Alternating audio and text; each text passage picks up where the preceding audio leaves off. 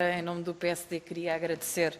à FAP não só o facto de nos ter pedido esta reunião, como o contributo que foi dando ao longo da pandemia com várias propostas que lançaram e a preocupação que acabaram por ter também com aquela que era a situação dos alunos não apenas no Porto, mas um pouco a nível nacional. E eu revejo-me inteiramente naquilo que a FAP entende da inação do Ministro durante este período. Nós tivemos aqui uma audição em que quase todas as perguntas que os grupos parlamentares fizeram, a resposta foi autonomia responsável. E, portanto, a autonomia das instituições deve, obviamente, ser salvaguardada sempre, o que isso não pode significar é uma desresponsabilização da tutela. Uma das matérias que nos preocupa mais é exatamente a questão do alojamento, porque no caso do Porto já percebi que serão cerca de 148 camas. No caso da UTAD, e também a FAP esteve presente numa reunião que nós fizemos com as associações académicas, neste caso a JSD, e na UTAD os números que nos deram foi menos 332 camas, o que, se nós tivermos em consideração que tínhamos um problema grave de falta de alojamento, se acrescentarmos estas limitações, temos um problema gravíssimo. Sobretudo porque as famílias que terão necessidade de recorrer ao alojamento, eu poderei concluir que serão em número superior, porque a situação de emergência social e económica também contribui exatamente para isso,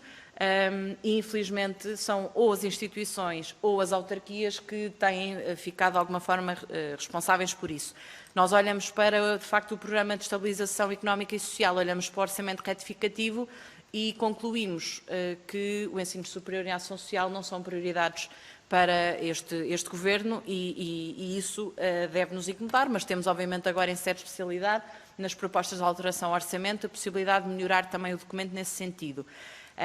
Outra das áreas, e eu diria que talvez a que mais nos preocupa olhando para a questão das bolsas, para a ação social, mas em particular para a questão das bolsas, é a questão do regulamento de atribuição. É verdade que já é possível existirem auxílios de emergência, é possível haver uma reapreciação dos pedidos que já tinham sido feitos anteriormente, mas eu acho que a primeira pergunta é quanto tempo é que isso demora e quantos alunos é que terão ficado pelo caminho entretanto. Portanto, uma das perguntas que eu queria colocar à Federação Académica do Porto é que alterações é que via necessárias ao regulamento de atribuição de bolsas para poder já consagrar esta nova realidade, porque os rendimentos de 2019 são totalmente diferentes dos rendimentos pós-Covid, bem, não é bem pós-Covid, mas pós-março de 2020. E, em último lugar, nós não sabemos se existirão novos surtos. Aquilo que nós sabemos é que, de alguma forma, devemos estar mais preparados para a circunstância ou a eventualidade disso acontecer. E, portanto, a minha pergunta é que planos é que estão a ser desenhados, neste caso,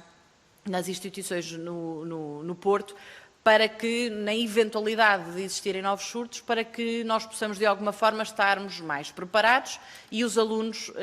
muitos deles sem acesso à internet ou sem acesso a dispositivos, para que haja, no que diz respeito à igualdade de oportunidades, para que estejamos melhores em setembro, em outubro, em novembro de 2020 do que estávamos em março, em abril de 2020. Obrigada.